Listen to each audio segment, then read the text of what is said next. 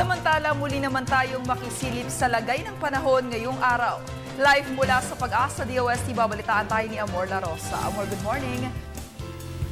Yes, good morning, President. Good morning, Pilipinas. Ito na po ang latest sa lagay ng ating panahon. Hindi na makakaapekto sa ang tail end of a cold front na nagpaulan sa ating bansa nitong mga nakalipas sa araw. Ayon kay Mr. Mena Mendoza, humina na po kasi yung source nito kaya hindi na po umaabot dito sa ating PAR. Sa araw na ito ng Lunes, may trough na naman po ng low pressure area na makakaapekto at magpapaulan dito po yan sa may Mindanao. Kung makikita po natin dito sa ating imagery, makikita po natin yung mga kaulapan. Yan po yung kaulapan na dala-dala nitong extension ng low pressure area. Asahan po ang katamtaman hanggang sa malalakas sa pag-ulan at pagkidlat at pagkulog sa buong Mindanao po yan. Mag-ingat po kayo dahil posible ang pagkakaroon ng mga pagbaha o pagguho ng lupa dahil nga po ito sa mga makakapal na mga kaulapan dulot ng extension ng LPA.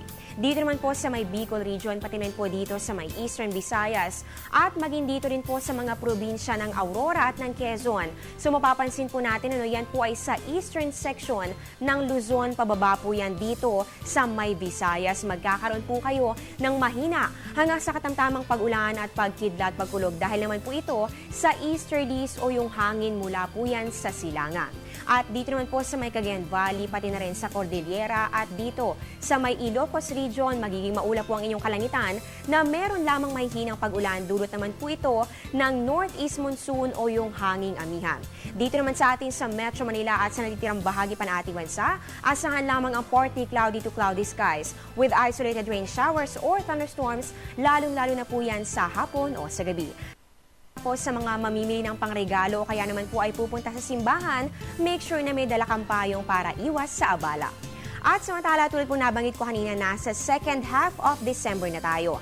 Ano-ano pa kaya mga pagbabago sa ating panahon? Para nga po sa asahan natin sa mga susunod pang mga araw, ayon po kay Mr. Jory Lois, weather forecaster ng Pag-asa, mararanasan pa rin po ang mga pag-ulan dito po yan sa may silangang bahagi ng ating bansa dahil po ito sa easterlies at samantala dito naman po sa may northern Luzon, magkakaroon pa rin po ng mga pag-ulan dahil pa rin yan sa hanging amihan o yung northeast monsoon. Kung pag-uusapan naman po natin ang temperatura, asahan pa rin po ang pagbaba nito dahil patuloy na lalamig ang ating panahon. At eto naman ako, may isa o dalawang bagyo pa rin po na inaasahang papasok o iiral dito po sa loob ng ating Philippine Area of Responsibility kapag ganitong buwan ng Disyembre. Pero wag naman po kayo mag-alala dahil ayon po kay Mr. Lois, ang kasalukuyang low pressure area sa PAR ay nasa may ibabang bahagi naman po kaya hindi na po ito inaasahang papasok pa dito sa ating Philippine Area of Responsibility. At yan po muna ang latest mula dito sa Pag-asa. Abangan niyo po ang susunod na update kasama ang isang weather forecaster ng Pag-asa mamaya po yan sa Good Morning Boss. Nakasama niyo po sa balitaan. Ako po ang inyong weather lover, Amor La Rosa. Good morning, balik sa inyo, Porcelain. Maraming salamat, Amor La Rosa.